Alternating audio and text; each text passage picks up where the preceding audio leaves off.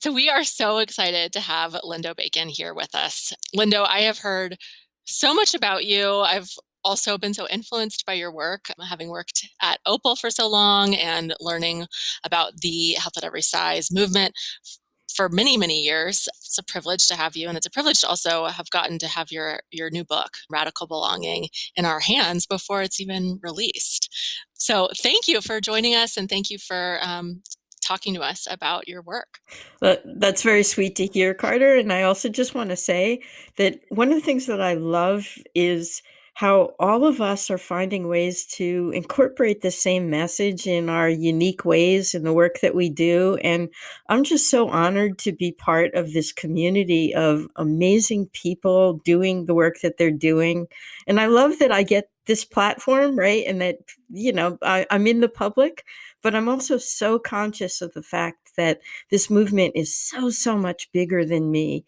And that there are so many amazing people who are listening right now and are advocating and helping us to create this culture that we want. And I'm so honored to be a part of that and to have this public forum. Mm, you said that very beautifully. I think that that really puts it well. And I think for those listening, I bet a bunch of people know your name and certainly know about the Health at Every Size community and the movement.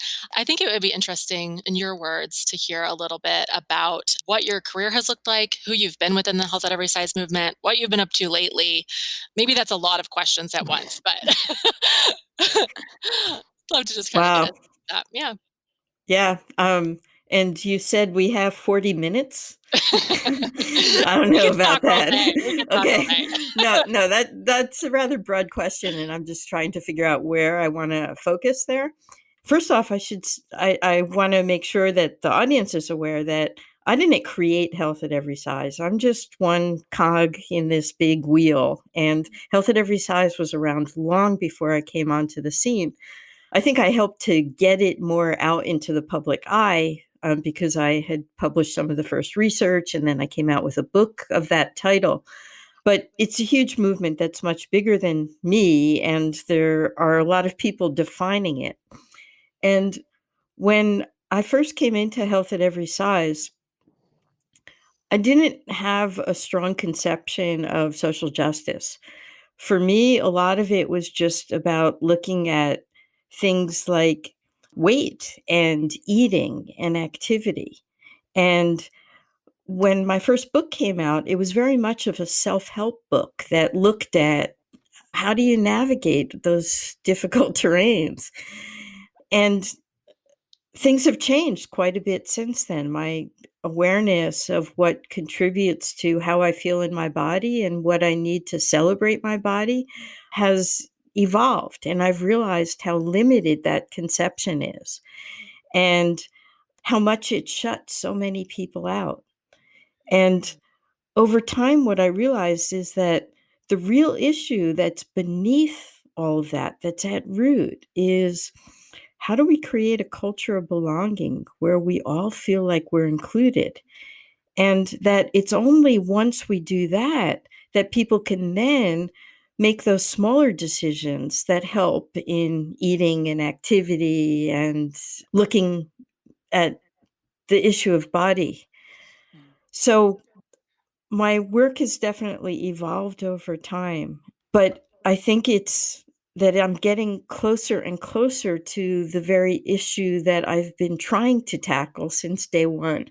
That is so, I can totally relate to that process, Lindo, too, having seen for us at Opal, kind of starting with understanding of the social justice issues around weight, but then kind of missing all of the systems of oppression that are at play throughout racism and ableism and classism and all of that I know that we have missed. So I think the thing that I saw so strongly in getting to also look at your book on this early side is that emphasis on connection. And I mean, radical belonging is, yeah, it's that connection between human to human. And it's so woven through the book of like how you're able to share your story. But I've always known that about you. I mean, the first time I heard you, you were sharing your personal story in the Health at Every Size movement and trying to get that message out. Yeah, I just really appreciate that and kind of hear that connection piece, that human connection, as something that will continue to help heal and help people find what the next steps are for who they are and who they're supposed to be in this world, There's something in there that I also want to expand on, because, like, I imagine, let's help to keep a focus on eating disorders, since that's, your community and the Perfect. kind of work that you do. And I think that one of the ways to bring this back to eating disorders is recognizing that, like, when people have a problematic relationship with eating, right, when it's difficult for them, a lot of it is because it's a very individual relationship we have to food. Like, food takes on different meanings for everyone. Like, on a basic level, we all have different cultural traditions, for example. And so certain foods are going to be more comforting to us than others, right? There's so many different levels. So what this means is that we can't define a singular idea about how to eat, because it's so individual and culturally based. And in a culture where people don't all belong, where it's built around certain ideas, like it's framed around cis white women, for example, there's going to be certain things that are more meaningful in eating for that particular group, but it's not going to address, say, like people living in poverty, for example, right? The idea of intuitive eating takes on a very different form if you don't have access to all the foods that you love. So this idea of belonging is going to help us to look at eating disorders in a very different way. It's going to help us to focus in on what is it that we need to do for you as a particular individual to make sure that you are seen and heard, and how do we meet you in a way that you feel loved and valued and appreciated, and can make choices that are going to support you. I love that. You said something in your book about moving your focus from kind of more of what I think of as the traditional body positivity of like really loving your body, embracing your body, learning to kind of accept and adore it and its particularity. You said that that wasn't enough, that actually we need to move more toward an idea that all bodies deserve respect and care. And I really appreciated that nuance. And I want to hear you speak a little bit more to that in terms of these different intersections you're speaking to around how one version of eating wouldn't really work for someone else, or one version of acceptance might not work for somebody else. Well, one thing that might be a little bit of a segue off of that question is to just reemphasize that point about self-love isn't enough, because you could love yourself unconditionally, and then you walk out into a world that doesn't love you and doesn't treat you well. And it may be because they've got, the outside world has a judgment that your body isn't good enough. And so no matter how much you love yourself, you can't take away that context. So we have to figure out, number one, how to keep loving yourself when you get messages back that keep undermining it and saying you don't deserve love, and how to have compassion for yourself when you live in a world that doesn't treat you very well. And how do you keep extending that love to yourself? If I want to kind of keep connecting it back to this theme of belonging, this is what our role is as healers and as therapists, is to create a space where people can experience that unconditional love. And that's what we're doing in our Zoom sessions today, or therapy rooms, whatever it is, making space for all somebody is, like, even the rough edges that they have, the stuff that might not be so likable about them, or that they might not like about themselves, but making room for finding space to just appreciate that person at core, because not everybody gets a chance to experience that as much as other people do. So we need to figure out how to do that in our therapy rooms, how to do that in our primary relationships, how to do that for our friends. And that's not easy. I get frustrated when when my friends do things that are hurtful to me. Yet we have to persevere beyond that to figure out how we still make space for the fact that we're going to mess up sometimes and come to a deeper sense of love and belonging. So what does that look like? I don't know. I know like you have so many great tips and also explanations in terms of sort of the interpersonal neurobiology of connection within your book. And if you could, I would love to have our listeners kind of get a little bit more of that particularity around what this means. Yeah. And the personal work, because that's what I was struck by too in the book, is like the personal work of both understanding our biology and the neuroscience behind why we think the way we do, and then why then we interact with each other in the way we do. But then take that and then actually take the risk, like take the risk to counter what maybe our brain is telling us. I appreciated that. And you can get into the science of it, but it did feel like there is good, rich content in the learning in your book, but connected with the personal vulnerability that you share, but also that I think will enable others to take risks in these ways too. Yeah. Man, I just want to acknowledge how difficult all of this is, and before I kind of leap into the science, because what we see is that humans, on the one hand, are wired biologically for connection. When people hurt us, it sets off things in the brain that, like, we experience emotional pain in the same way that we experience physical pain. Rejection hurts. And so, just like we want to keep ourselves safe and not get physically hurt, we want to keep ourselves safe and not get emotionally hurt. So, risking putting ourselves out there and being vulnerable and letting people see us and risking rejection at the same time that we want it and are drawn to it and need it, we also have biological protections that say, uh-oh, you know, you may not want to go there because it can hurt. It's a really difficult lifelong journey, I think, to figure out how we navigate making ourselves vulnerable so that we can actually be seen and connect. Because if you're not vulnerable, if people aren't seeing you, then you can't get true connection, right? They're connecting with this facade you're presenting, not who you are. You're not going to get true acceptance. So, on the one hand, vulnerability is necessary for connection.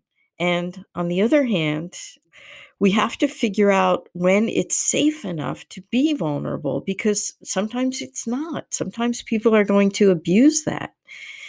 And many people have the experience, for example, in childhood, where they didn't have safe conditions that they were living under. And figuring out how to protect against that was important. And certainly all people with marginalized identities, and most of us experience some kind of marginalization in our identity. Very few of us fit into that mythical person who has all of the power in the world, right? But most of us with marginalized identities are constantly getting the message from the outside that because of this aspect of our identity, we don't have access to full belonging and respect and opportunity.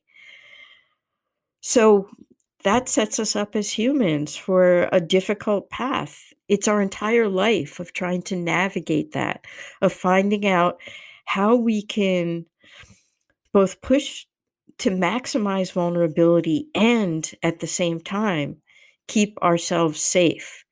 I appreciate you saying that's our entire life. I'm like, yeah, that sums it up. Yeah. That totally sums it up, that is the dance that every single individual does to varying degrees and to varying sort of levels of pain and their own identities, but also just in their own relationships to try and figure out, how do I be seen and get my needs met? How do I be seen and get my needs met and then be safe too? Yeah. And so I think we all have to look at personally then, what what are the areas in which we don't feel so safe in the world? Mm. And how can we protect them? And what is it that we need to do to feel more safe? So, for example, one very common thing for people who were assigned female at birth is the idea of not feeling safe in their bodies, like that their bodies are subject to a male gaze and that they only get power and acceptance when they meet certain ideas of what is attractive. And most people don't feel like they measure up, Mm.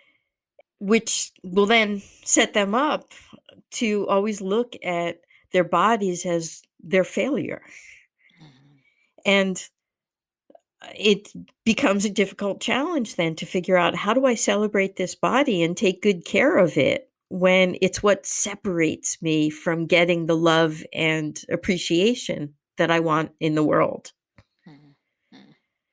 So that's why body image becomes such a central issue for people to deal with. And so it becomes very individual for everybody about what are the stumbling blocks that make us feel unsafe in the world. Where's our vulnerability? Because other people aren't going to have that same vulnerability. Some people might be more classically attractive. Not that that means that you're going to feel that acceptance, right? I mean, that brings with it a whole host of other vulnerabilities and challenges. But I just think it's important that we all have to start from figuring out, what are the ways in which we don't feel safe being vulnerable in the world and we don't feel respected. And then we can figure out are the strategies that we need for our personal situation to try to reclaim that so that we can feel okay with ourselves, even if we're not getting that reflected back into the world. But this stuff becomes biologically wired into us from a pretty young age when we're constantly getting messages back from the outside world, whether it came from our families or whether it came from a culture, whether we saw it when we applied for jobs, whether we felt it in the classroom. It's not like there's a path that everybody goes on that's the same. But there are some universal truths of ideas that we can apply. So, for example, one of the biggest universal truths is we all need some self compassion. And you kind of speak to that as resiliency building, right? Like having some of these things, like cultivating that self compassion as one of the ways that we would build resiliency, that when we are maybe feeling rejected or feeling in a threat mode, that we can figure out how to get into safety mode, right? Exactly. And it's amazing, too, that you realize that this is also very biological, that when you offer yourself some self compassion, you're actually releasing hormones that can help to settle you down. And that the more frequently you are able to do this, like if you have a regular practice Mm. of self compassion, you wire yourself so that it's a lot easier for you to handle it when you're not treated well. You Mm. build a biological resilience through practice. Do you have a personal practice of self-compassion? I do, and it takes a lot of different forms. One example of something that I do regularly that I think is a pretty easy practice, and I really want to encourage people to do, and that's that I have a regular gratitude practice where I just stop and think about what is it I have to be grateful for. And I can certainly remember at least one time in my past, for example, that I just sent an email to Julie just saying, "Hey, Julie, thinking about you. I love you." Mm. right? Just Mhm. feeling gratitude for having you in my life. Mhm. That practice um, helps me to connect with goodness, right? And at the same time, it's helpful to Julie as well to be on the receiving end. Like we're Mhm. helping our friends to build up their resilience all the time as well. And Yeah. that's the beauty of that kind of a gratitude practice is it's not just helping you, but it's your practice in the world and helping make the world a better place. Mhm. And when I receive that kind of gratitude from my friends, it's what helps to make me stronger. So that's an example of something that I think is accessible to all of us and just helps in an amazing way. Mhm. I love that idea. I feel like when I'm talking to my clients about self-compassion, I often find myself, in the role of a therapist, saying that phrase out loud and almost like eye rolling in the back of my own head of like, of course, therapist says, oh, we just need to offer self-compassion. And, I can think of a handful of clients that have like nodded over the years and gone, yes, yes, yes, yes, yes. And then after a few months gone, Carter, I have no idea what you're talking about. Conceptually, I've been agreeing with you, and I think I have no idea what you're saying, actually. Mhm. And so I do find it so helpful within your book that you are sort of spelling out these different spaces of compassion and connection. And I know that, for me, one of the things that comes to mind always is I've said this so many times on the podcast, but my own relationship with writing is a place where I get to actually talk to myself and go, okay, this is the horrible thing I'm thinking about myself, or this is where I'm feeling really vulnerable, or this is where I'm feeling insecure. Okay, what would someone that was compassionate say to me about that? What are the feelings that I wouldn't be able to access with my own sort of primal energy right now that allows me to sort of slow down and really see this differently and see myself differently? That then sort of primes the pump for some connection with someone else and actually being able to receive. Yeah, I think that's beautiful. And I think the idea of bringing other people in can be helpful in so many different ways. Like, one is, yeah, if I can't offer myself compassion, I can think about someone who loves me and what they might offer to me in that circumstance or what I would want from them. And that helps me to see what it is that I could consider offering to myself. That's one thing. And then another thing that I think about when I think about how a lot of people don't know how to offer up compassion, or the real issue is that they can't see it. It's not that they don't know it. So, for example, I imagine that most people, if you see somebody with crutches approach a door and you realize how difficult it is for them to actually open the door, are going to open the door. Mm. Like, we have that compassionate instinct, but it's a lot easier to offer up compassion to somebody else. So that's another thing is you can just imagine somebody else in your circumstance. What is it that you would offer them? Mhm. Mm. And then you can turn that energy back on yourself. Mhm. Mm. But the key thing is we all have that healing energy within us, but we just need to figure out how to find it and access it and to recognize that we deserve it. Your chapter in the book around it's called Why Self-Help Won't Save Us is coming to my mind right now because in that chapter you talk about sort of some of the particular language or attitudes within the wellness world or sort of this popular thing within psychology right now of learning how to be authentic, but that in and of itself sort of is insufficient in some ways to really be able to address the layers of need or the layers of lack of belonging that some people feel. And I'm losing my actual question around that, but like, I don't know. I think that is weighing on my heart and my mind as we talk about self-compassion and maybe again back to what I said before about sort of people being comfortable with that phrase, being comfortable with the idea of it, but that some of the nuances of really getting your sight to be clear on behalf of someone else's experience is really difficult. It's really difficult. I hear you. It is. Yeah. You spoke a good bit about your own gender identity throughout the book, and I don't I don't know if you feel open to talking about that on here as well, but I'd love to hear sort of how your journey with your gender has sort of helped you to understand the kind of the depth of these ideas.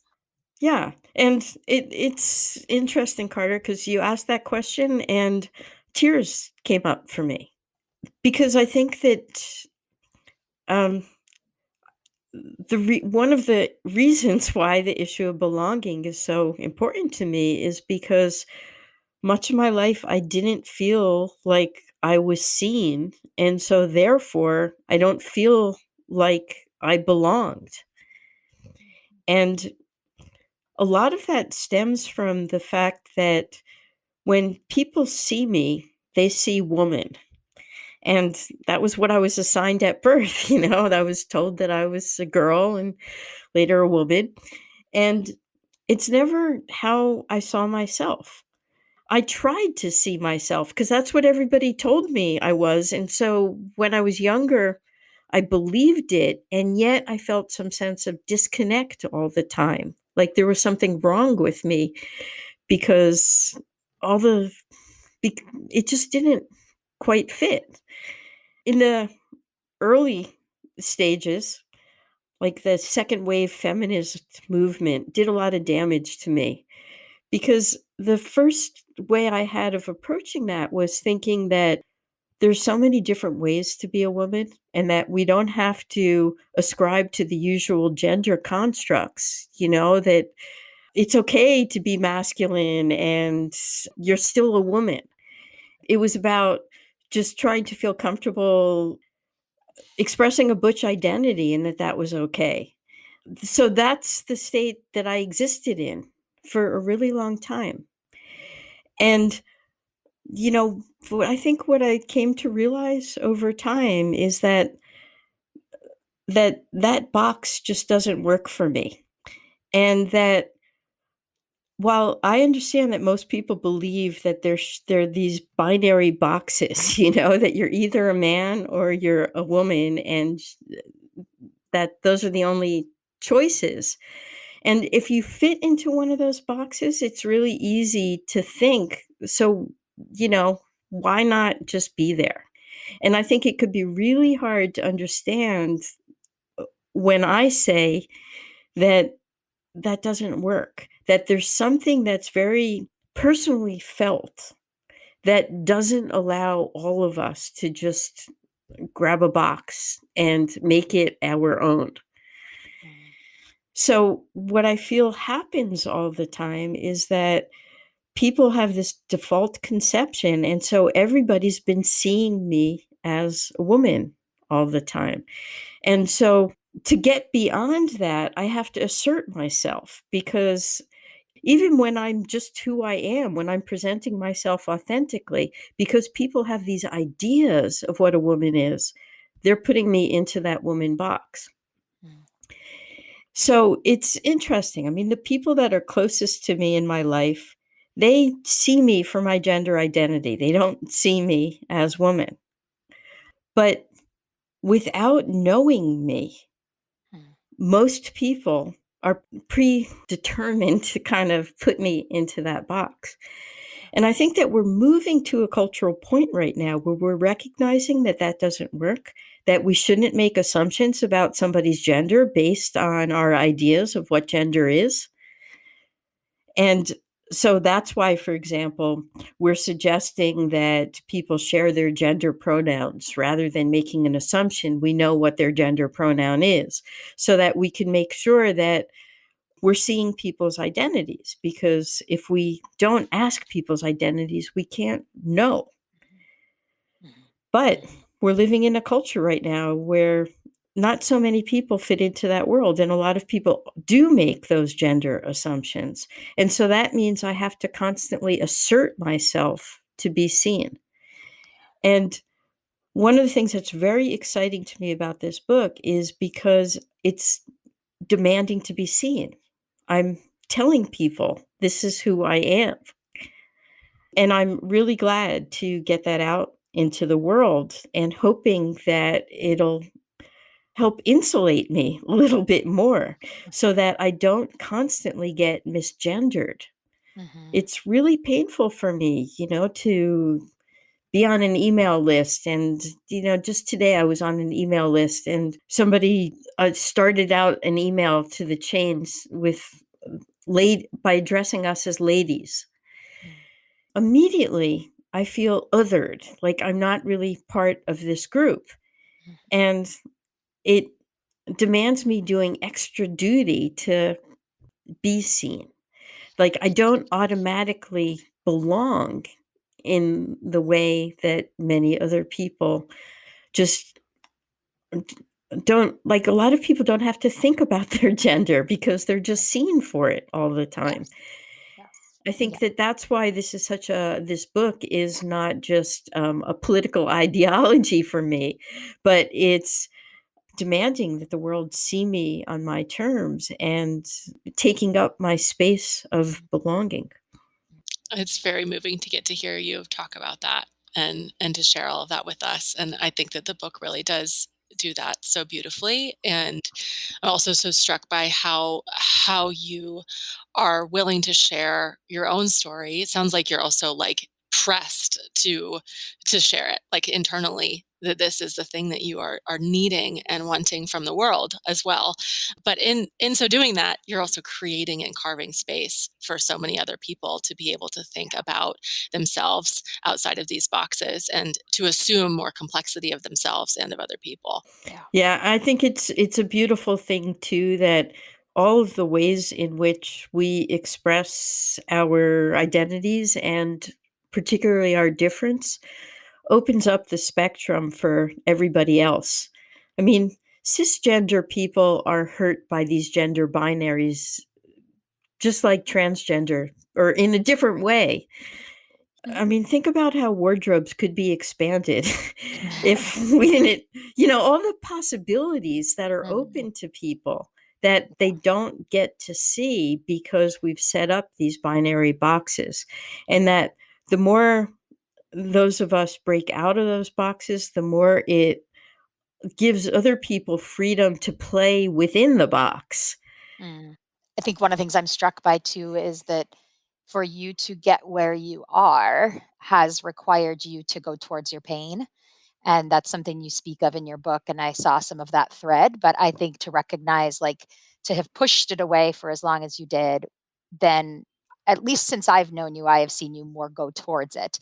But I think it was before that, before me knowing you, you were pushing it away. And I think that that's a message that is so important for people to hear, is that we must go towards our pain to be able to, yeah, that's only going to cause more pain if we don't go towards it and not avoid it anymore. And I think that, man, there's just so much of the pain that's caused by the context and by how others are perceiving or how others are treating each other. It's scary, I guess, right? Is like, who wants to go towards their pain?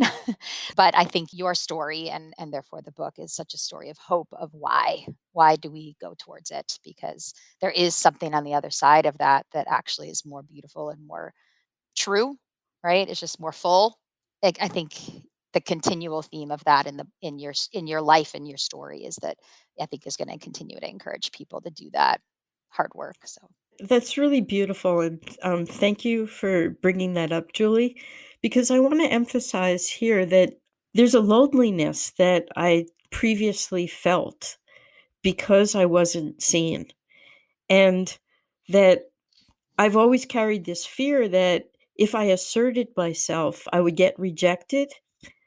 And on the one hand, I want to say there is some truth to it, that I have gotten some rejection and that I know that there's going to be people that are out there that are going to be scoffing at this whole idea of genderqueer, that are going to continue to want to call me a woman and, feel like this is problematic and that this is, personal hang up that I feel like I'm a failure as a woman. I mean, we can come up with all these things. Like I've been hit with that many times already. And so this expressing this kind of vulnerability isn't always easy, because as much as I want to just dismiss that, it still hurts to be on the receiving end of all that. Yeah. And at the same time, the rewards I'm getting from being finally seen, and the deeper relationships and the intimacy and the relief of not playing this role Mhm. is immense. Yeah. So, um, I'm not going to tell people that this is an easy path, Mhm. but I am going to suggest that it's so much more rewarding, that there was that constant loneliness that I felt that I don't have anymore, or it's much lessened, at least. Mhm. And that's beautiful. Mhm. And I also want to say, though, that we need to make choices carefully. I have a lot of privilege that makes it a little bit more safe for me to do this. I'm not going to recommend that everybody come out to the degree that I have. People are getting killed for being trans today. So it's only because I have a lot of privilege that the ways in which I'm not privileged, I can be open about, and that we all have to navigate this carefully, and that we have to work towards a world where we're creating more safety for people to be their authentic selves. And until that happens, authenticity is a privileged person's mecca, right? And authenticity is not something that is as accessible to Yeah. everybody. Yeah. I hope that we can all at least find those pockets of safety where we can be our authentic self, Mhm. and then figure out the ways in which protection is important and valuable. Amen. I was like just taking that in. I think that you just said that so beautifully.